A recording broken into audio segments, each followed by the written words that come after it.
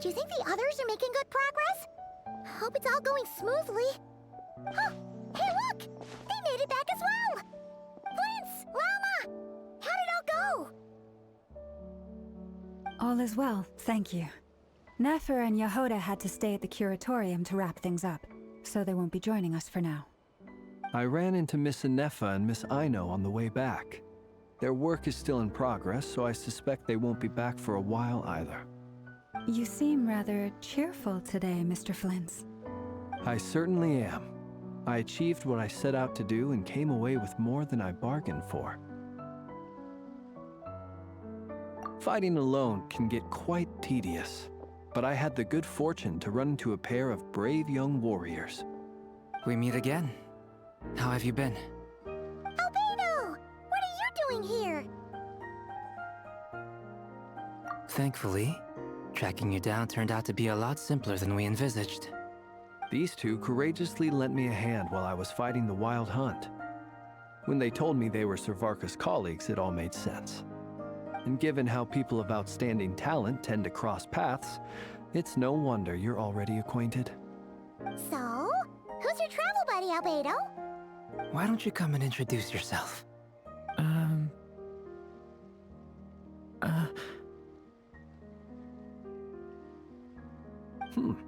A gentleman of few words, I see, and a rather stern countenance. I presumed you were acquainted with him. Is that not the case? It's nice to meet you. Again. We've technically met before. Wait a sec! You're Minnie Durin! That's right. It's me. I'm glad to see you again. By the way, he says it's okay if you drop the mini. Yeah, I'm not as mini as I used to be. Interesting, isn't it? The first step towards blending into human society appears to be reflecting on whether one's name really reflects who they are. Wow! You look so different! In a good way, of course. It's great to see you looking so healthy. Thank you, Paimon. And although you're as mini as ever, I understand that diminutives don't always convey endearment. I'll be sure to simply call you Paimon as a sign of my great respect for you. Wow! You're such a smooth talker now. Paimon could get used to this. From now on, you may refer to her as your esteemed guide, Paimon. Personally, I think our little Paimon is the perfect size. When people call her Little Paimon, it's just because she's so adorable that they can't help themselves. If that's not a sign of endearment, what is? You're absolutely right, Miss Lauma. My brother still has a long road ahead of him when it comes to understanding human relationships. Anyway, speaking of long journeys, didn't Columbina, leave with you? How come she isn't back yet? She's been catching up with old friends. Wouldn't be surprised if she stopped for a cup of tea or 10 on the way back. Uh-oh. People are talking about me. Hope it's nothing negative.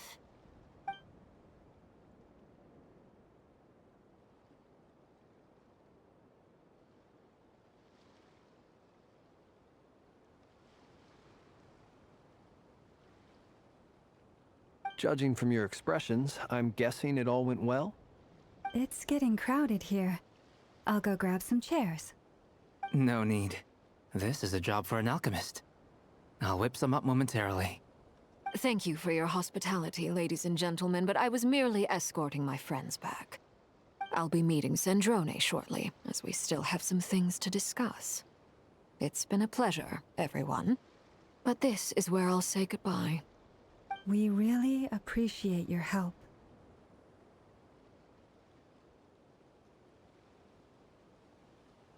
Oh, come on. Spare the formalities. I'm just glad I could help out some true friends. I understand.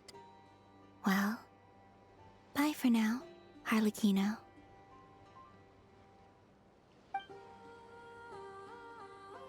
Oh, this place is hopping. It's probably a good thing one of us left.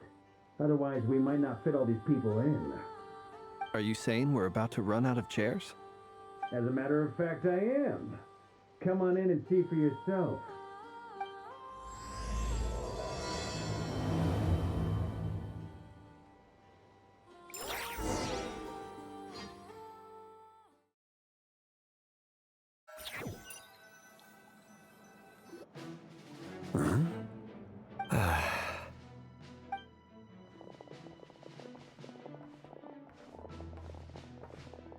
I overheard your little chit-chat outside, by the way. With Miss Columbina's colleague gone, we should be back to the original crew plus the other colleagues I brought in. Though, it looks like we have another new face. Someone else managed to rope in a colleague too? Frankly, you and Paimon are the only people I know here. This here is Deansliff, colleague of Tibet's greatest guide, Paimon, and greatest adventurer, the Traveler. Well, not exactly colleagues, more sort of friends. When someone else jumps in to do the announcing, you know you're speaking to someone important. Let's hear what he has to say. Note to self. Once Paimon knows your name, the rest of the world will soon follow. When he comes looking for us, it's usually something important. Paimon's guessing you've heard about the Wild Hunt, then. From the looks of it, you're about to hold a meeting. If I were to say that the Wild Hunt is our mutual enemy, would that earn me a seat at the table? As the saying goes, the enemy of my enemy is my friend. Mr. Dainsliff, there's a seat with your name on it. Though, I can't promise the same for everyone else. Hey, Albedo, think you can rustle up a couple more chairs? After all this time apart, Grandmaster Varka's first order is to rustle up a couple more chairs. I've missed this. Is he being sarcastic? Hey, he's your brother. Why are you asking us? I've still got a lot to learn about the nuances of human conversation. Trying to decipher Albedo's way of speaking has been like jumping in at the deep end. Oh, good point. Paimon gets you now. Don't sweat it. There are people who go their whole lives without getting the hang of it. You're ahead of the game already.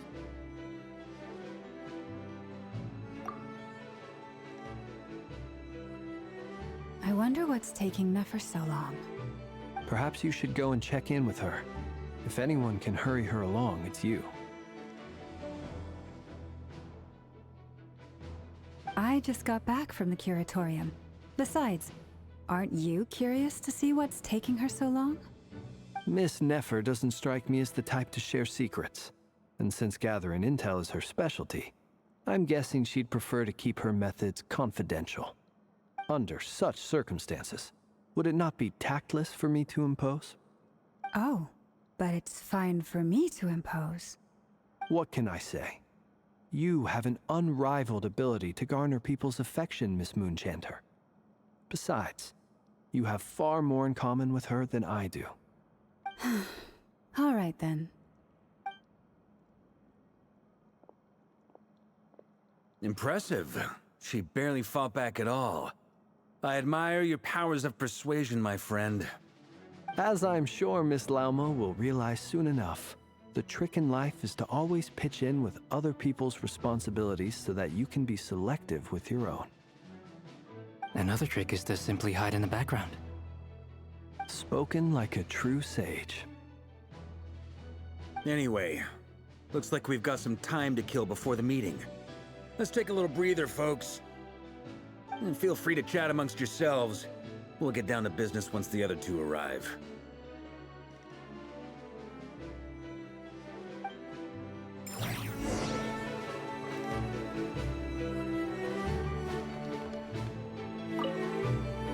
You're both awfully quiet. Why don't I start us off with an icebreaker? Much obliged. Have either of you ever had your portrait painted? If not, I'd be glad to help. That sounds like a lovely idea. You know how to paint, then? I dabble occasionally. He's an excellent painter. Tables, chairs, people, dragons, you name it. He'll paint it for you. I'm flattered. If I ever get the chance, I'd like to give it a try myself. I'll bear that in mind. Anyway, how about you, Durin? What sort of portrait would you prefer? Oh, I'd be fine with anything. Whatever style feels best to you. Very well. Then I'll play it by ear. You can replicate any style I want? I can try. If you show me a sample, I'll do my best to match it. Thank you. In that case, I'll dig up some reference material for you.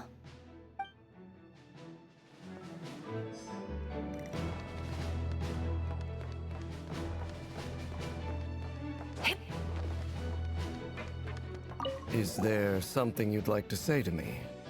Yeah! For starters, why'd you just show up here without even giving us a heads up? If you think back to our previous interactions, you may recall that that's hardly out of character for me. You do have a point there.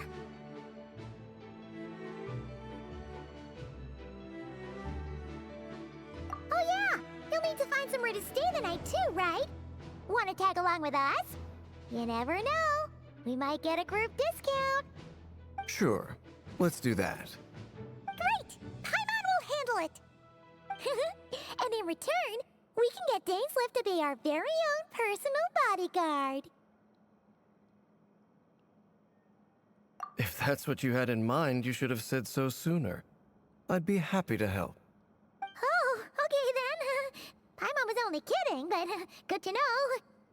Anyway, since we're all here together, we might as well watch each other's backs. That's just what friends do, right? Indeed. Thank you.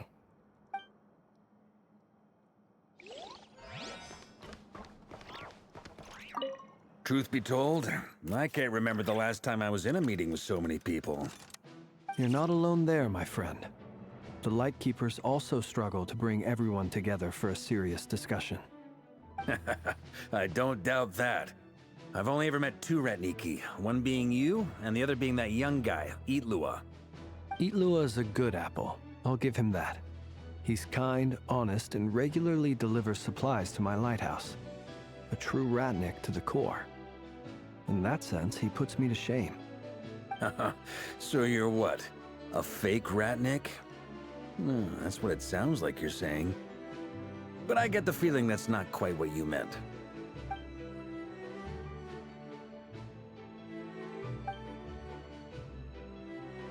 Come on, why the awkward silence? Sorry. I'm not even gonna bother trying to hide it. You've known all along, haven't you, my friend?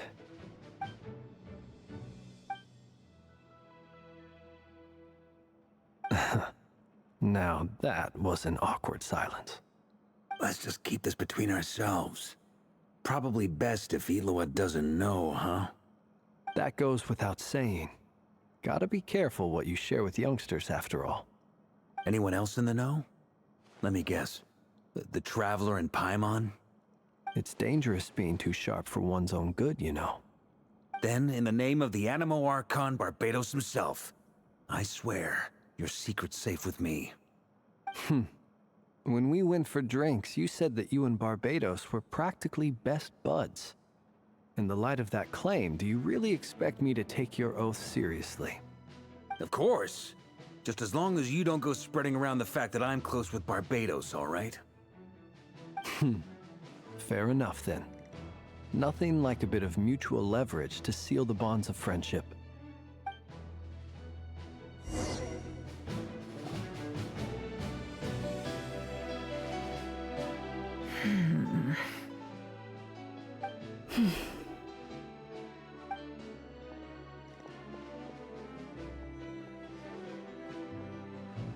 Ah, Miss Nefer.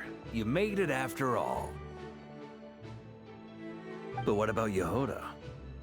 I'm here to give you an update on how things are going on our end.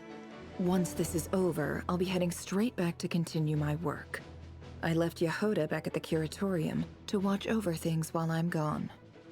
Huh. So much for just this once.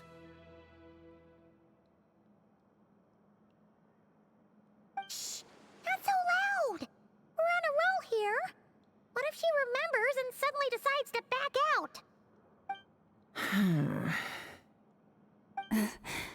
Did you say something, Mr. Varka? Huh? I didn't say anything. Right, Flints? Must have been a frog. They get so noisy around here at nighttime. It's like they're putting on a concert in the background.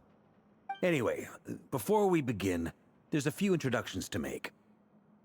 Let me start by saying that it's an honor to be speaking before so many distinguished colleagues and collaborators. First up, we have Miss Lauma. As Moon Chanter, she's the leader of the Frost Moon Scions, a local religious community in Krai. Then there's Miss Nefer, boss of the Curatorium of Secrets, an intel gatherer extraordinaire. Nefer is leading the investigation into Rerer's background, assisted by Yehoda and Lauma. From the little I've heard, they're making some great progress. Over here, we have Mr. Flintz, a ratnik and guardian of the abandoned lighthouse. In our last operation, he courageously distracted the Wild Hunt to buy time for the rest of us. For those of you who've never met, this is Mr. Albedo, a renowned alchemist and captain of the Knights of Favonius investigation team. By his side is a new face for us all, myself included, Mr. Durin, who has come to lend his aid. Next up, we have the Moon Maiden and former Fatui Harbinger, Miss Columbina. Then we have the Traveler, who's earned more titles than I could possibly hope to list out, so I'll spare you the rundown. And Paimon, the ultimate travel companion and quite possibly the best guide in all of Tevat. Wow! That's a lot of people! Great turnout! Miss Nefer, it looks like you might have another job coming your way, so, congratulations on the booming business, I guess. You think I haven't got enough on my hands as it is? Who's looking for me now? That would be me, Miss Nefer. I have a commission for you. And you are? Who I am doesn't matter right now. What does matter is that I'd like you to gather more intelligence about the Recher of Solnari. Well, it's not as if we never take on anonymous commissions. But in your case, I'll have to decline. I'm gonna take a wild guess and say your job's probably more hassle than it's worth. Something about you seems like bad news. It's my eyes, isn't it? Conrian, I assume. And what's with the mask? Are you trying to hide your identity? In any case, the fact that you're even still alive raises an awful lot of questions for me. My name is Dainsleif. And yes, I am from Conria. As I'm sure you're aware, the Recher of Solnari's real name is Rerir. He was once an acquaintance of mine. Really? Then you must have been quite an influential figure yourself. You flatter me, but none of that matters anymore. My point was simply to clarify why I have asked Miss Nefer to investigate Rerir's background.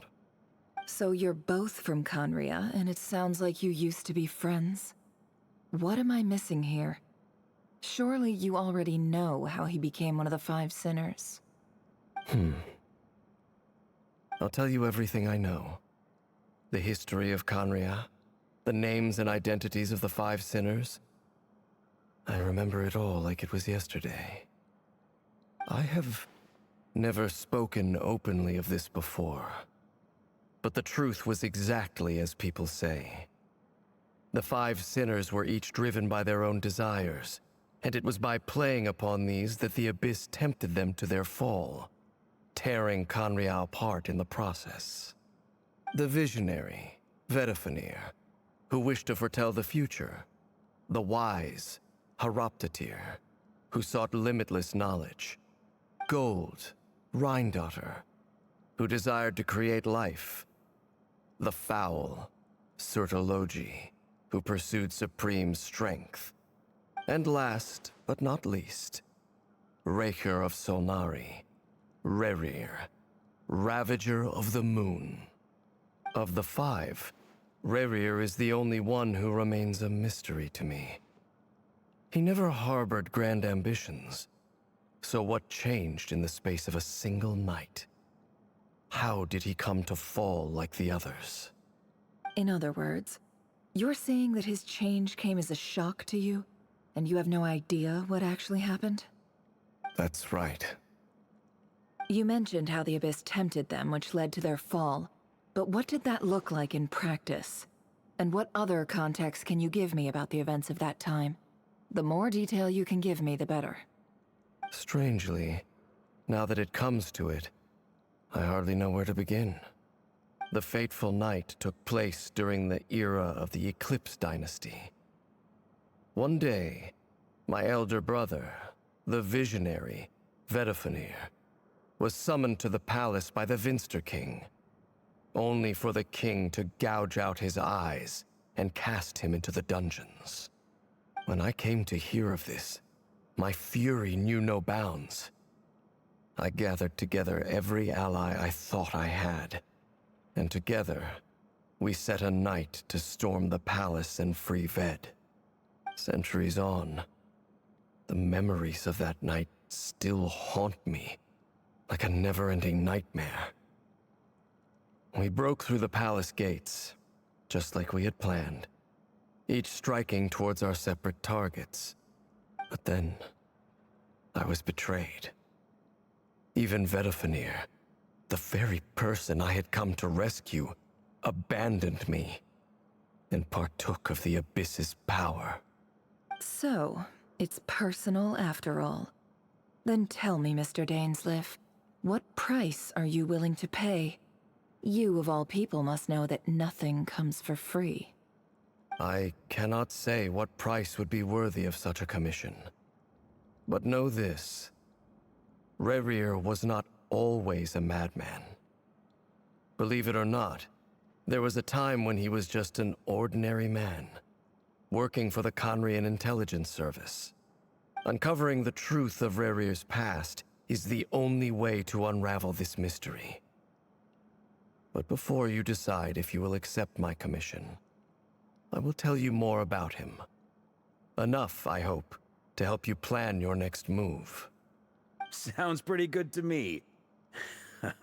Feels like we just flagged down a random passerby, only to discover he's actually a master strategist who has a score to settle with our enemy.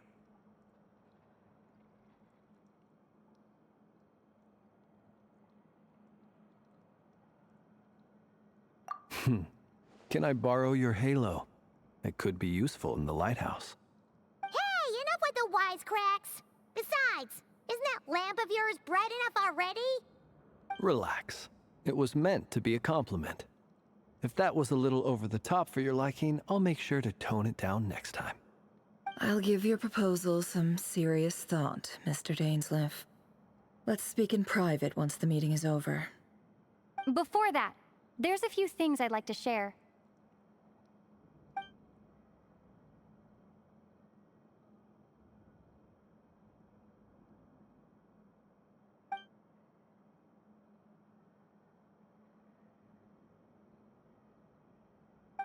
Now that we've united the hearts of the three moons, your power should be greatly enhanced. But it seems like that hasn't happened yet? I believe it will take a little longer. You've done so much for me, so I want to be completely honest with you all. Even though I'm doing a lot better now, the truth is, my recovery will likely be an ongoing process. From the moment I was born, my power has been slowly ebbing away. And that is because Tevat has never accepted me. Even with the moons united as one, it seems my rejection cannot be undone. So far, I have yet to find a solution. It may turn out to be a problem that will plague me until the day I finally leave this place behind. Even so, I will do everything in my power to help you drive out the Ray here of Solnari. As Arlecchino put it, this is not about chasing the spoils of victory. It's just a gesture of heartfelt gratitude. Kutar.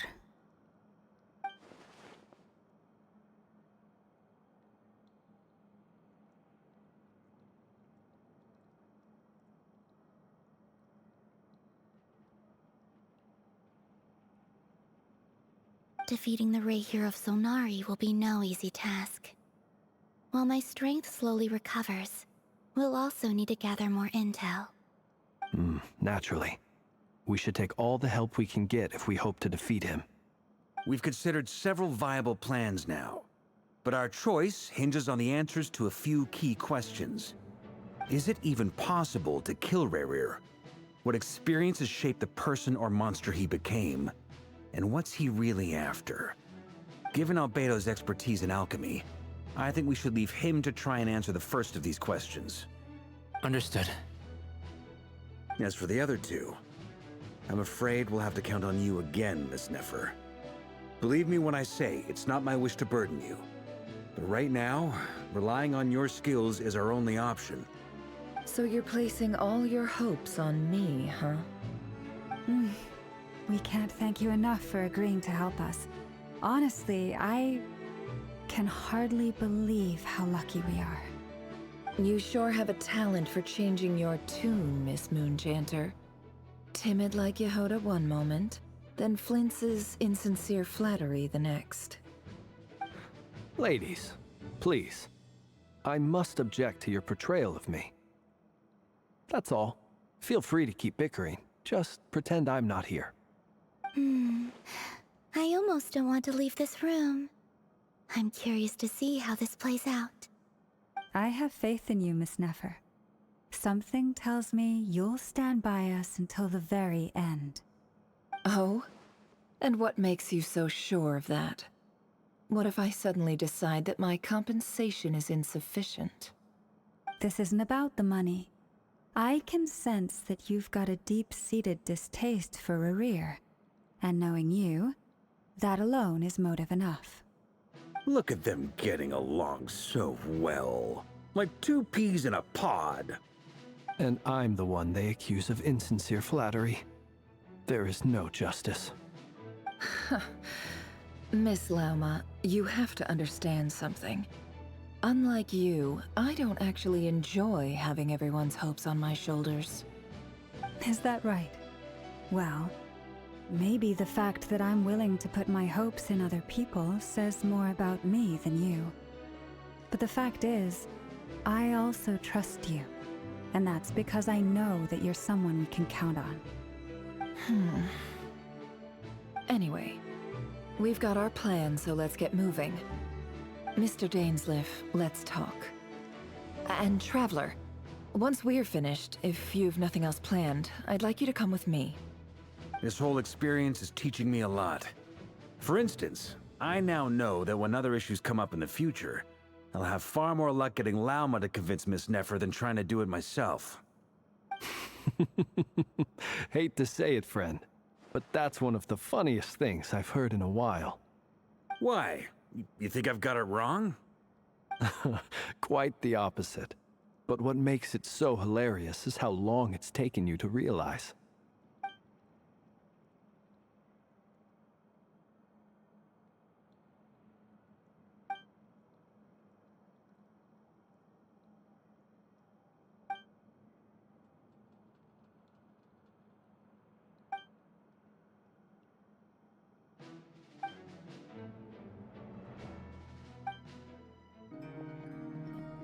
Thank you for waiting. It's okay. We actually used the time to help Dainsleif get a room at the hotel. That's very considerate of you. Now, I trust you share my curiosity about Rerir's past, and you seem fairly familiar with Mr. Dainsleif already.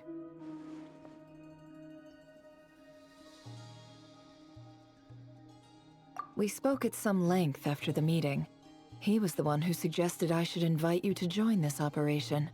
He feels confident that these secrets will be safe with you. Dane has a lot of faith in us, that's for sure.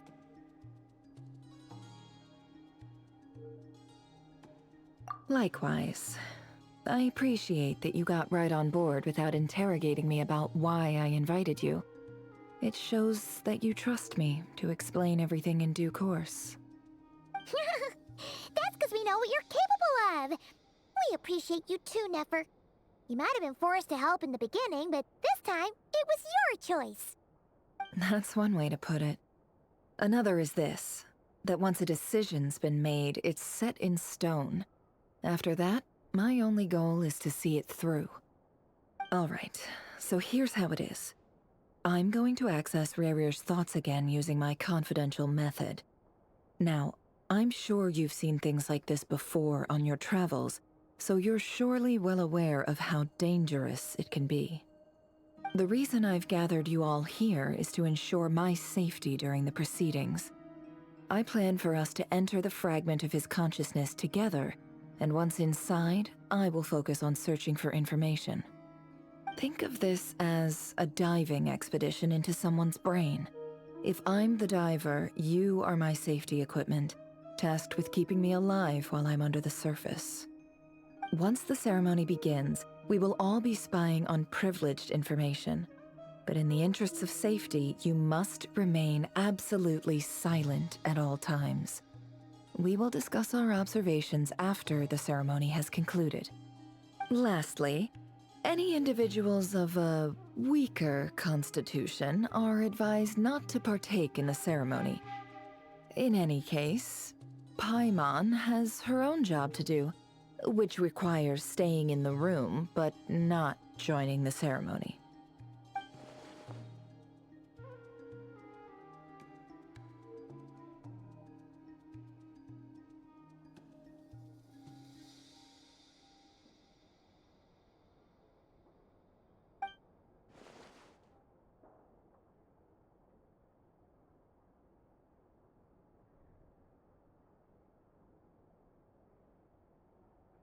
Well, good luck, everyone! Sounds like all Paimon can do is cross her fingers and root for you guys. There's a little more to it than that. I was being serious when I said you have a job to do. While the rest of us are inside Rarir's mind, it's imperative that we have a team member on the outside. In the event that something goes wrong, you will be our first responder. I don't anticipate any issues, but the extra level of safety will be greatly appreciated. I second that. This is a dangerous operation here, and you're our whole rescue team. That's pretty much the most important job in the crew. So, Paimon's like the lifeguard? Yeah, that makes sense. Alright, got it. Good. Please, take a seat. We'll get started momentarily.